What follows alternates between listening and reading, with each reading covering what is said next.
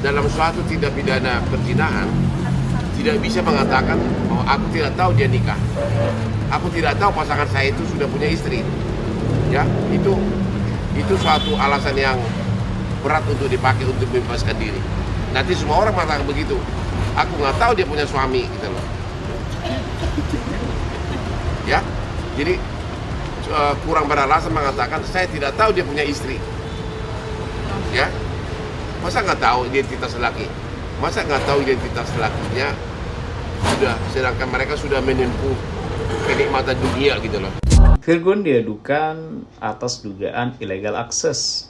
Menurut pendapat hukum saya, CCTV di rumah Inara yang beli siapa? Apabila yang membeli itu adalah Virgun, maka itu menjadi aset bersama. Artinya, kalau Virgun mengetahui akses password CCTV tersebut, di mana illegal aksesnya? Karena jika kita cermati pada pasal 30 Undang-Undang ITE tentang illegal access, perbuatan sengaja tanpa hak atau melawan hukum mengakses sistem elektronik milik orang lain. Nah, ini harus dibuktikan CCTV itu milik siapa.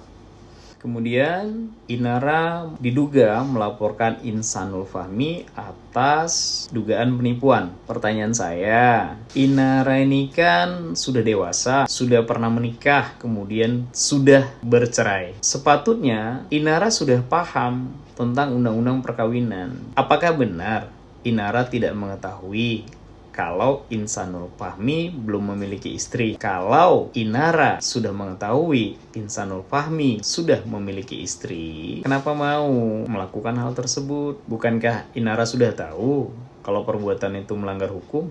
Kalau Insanul Fahmi mengatakan bahwasanya Insanul Fahmi pernah melakukan talak terhadap istrinya, Inara kan tahu bagaimana proses perceraian. Inara sudah pernah bercerai dan sudah mendapatkan akta cerai. Sepatutnya Inara bertanya kepada Insanul Fahmi, mana akta cerainya? Kalau pendapat hukum saya, siapa saja boleh membuat laporan polisi. Tapi dalam proses penyelidikan, apakah terpenuhi unsur pidananya? Apakah Virgun terpenuhi telah melakukan illegal access? Kalau pendapat hukum saya, illegal access itu begini. Kita membobol komputer, handphone, atau sistem elektronik milik orang lain tanpa kita mengetahui passwordnya. Ya, dengan cara apapun itu. Artinya kita tidak memiliki akses untuk mengoperasikan sistem elektronik tersebut. Itu baru dikatakan illegal access. Tapi kalau elektronik itu milik kita bersama dan sama-sama mengetahui passwordnya, sama-sama memiliki kewenangan untuk mengakses atau mengoperasikan sistem elektronik tersebut, di mana illegal access-nya? Justru yang jadi pertanyaan adalah, Inara tahu kalau dalam ruangan tersebut ada CCTV yang dapat diakses oleh Virgun karena untuk memonitor anaknya. Kenapa Inara diduga melakukan hal tersebut sedangkan ia tahu CCTV ada di ruangan itu? Ini yang jadi pertanyaan. Nah, mengenai nikah siri adalah pernikahan yang sah menurut agama Islam. Tapi belum sah menurut negara Republik Indonesia. Kenapa? Karena sebagaimana pada Undang-Undang Perkawinan, perkawinan yang sah adalah perkawinan yang tercatat dalam kantor urusan agama atau ada buku nikahnya jika beragama Islam. Di luar agama Islam adalah perkawinan yang tercatat pada catatan sipil. Sedangkan nikah siri belum tercatat pada kantor urusan agama. Sehingga menurut agama sah, tapi menurut negara belum sah. Ini kan udah diketahui nih Bang. Tanggapannya Abang, Inara dilaporkan ke Polda atas pasal 284 Bang. Katanya ada bukti CCTV. Kira-kira apakah buat untuk menjara Inara ke penjara Bang? Kalau menurut dari Abang? Emang saya nggak terlalu ngerti masalah Inara ya, tapi kalau mau menjelaskan tentang pasal 284 itu saya bisa. Oke. Itu gimana Bang? Dikit. Emang Inara ini suaminya siapa? Gini Bang, Inara ini kabarnya sudah menikah, mantannya Virgo. Oh iya, Kabarnya tahu, sudah tahu. menikah. Nah, Tapi kalau dari sisi cowoknya nggak bilang kalau dia itu masih punya istri dan anak. Nah, jadi secara tidak langsung Inara Oh enggak apa-apa. Artinya gini, yang penting mereka ini tidak nikah. Kalau masih berhubungan badan dasar suka sama suka, itu yang bisa dilaporkan itu adalah suaminya. Itu pun dilaporkan oleh istri pria yang sudah bersuami itu. Nah, atau kalau Inara punya suami, baru Inara bisa dilaporkan. Kalau masih pasal 284 ayat A, B, ya itu bisa yang dilaporkan itu suami yang dilaporkan oleh istrinya, atau sebaliknya istri yang dilaporkan oleh suaminya gitu. Nah, kalau istrinya melaporkan Inara karena gara suaminya tidak terbuka, justru Inara bisa melaporkan balik wanita itu gitu. Bahwa kenapa dia pria itu maupun laki-laki wanita itu pencemar nama baik terhadap dirinya, dan pria itu bisa dilaporkan penipuan gitu, mungkin menindur Inara dan dia mengaku masih lajang gitu. Tapi pidananya nggak ada karena mereka tidak menikah resmi. Kalau ada surat, itu pun kalau bermanfaatnya buat suaminya, misalnya mengatakan dia itu adalah duda dalam ikatan perkawinan, nah bisa dilaporkan pemalsuan surat, misalnya tanda tangan, surat izin menikah, atau menggunakan surat palsu bahwa dia adalah duda bercerai atau duda tinggal mati. Oke, Bang, tapi kan baru-baru ini pengakuan dari suaminya yang melaporkan ini bahwasannya dia sudah menikah sama Inara. Nah, itu namanya laki-laki goblok, ya. Betul nggak? Kenapa dia udah nikmati perempuan nggak pakai ngaku-ngaku, maunya nggak usah ngaku, ya nggak? Apa ya? Berarti dia ini marah sama Inara, nah, ingin membongkar rahasia Inara. Ini namanya cemen.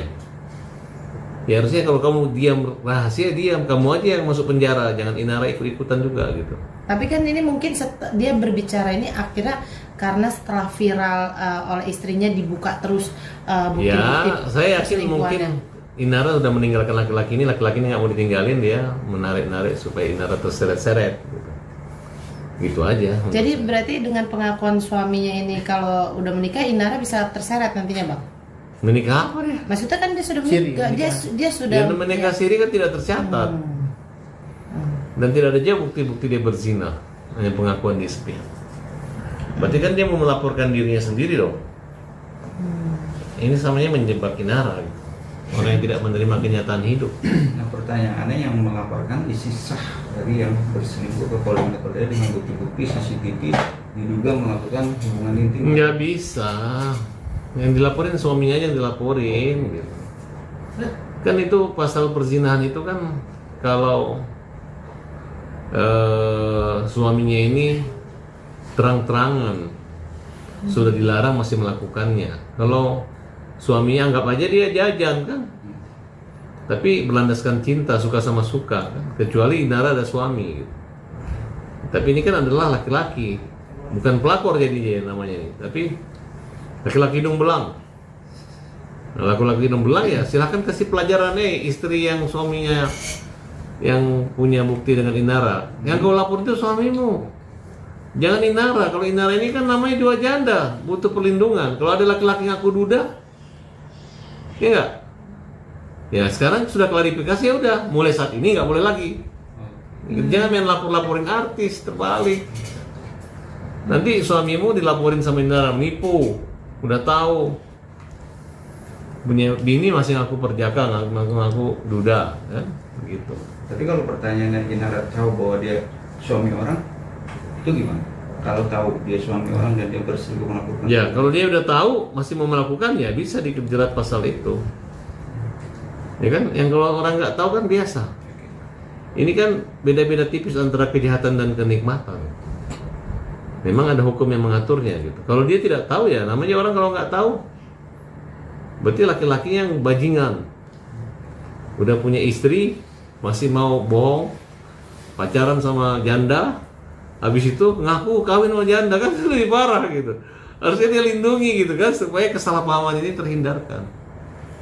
Berarti secara nggak langsung atas laporan istri saya Penjahatnya adalah laki-lakinya. iya berarti Kecuali laki-lakinya di rumah masak baru datang Inara datang ganggu. Ini di luar gitu kan. Dan mungkin jarang pulang. Makanya istrinya juga jangan-jangan modus untuk memeras atau untuk mempermalukan Inara dengan buat laporan dan kemudian nanti ujung-ujung damai dengan kompensasi.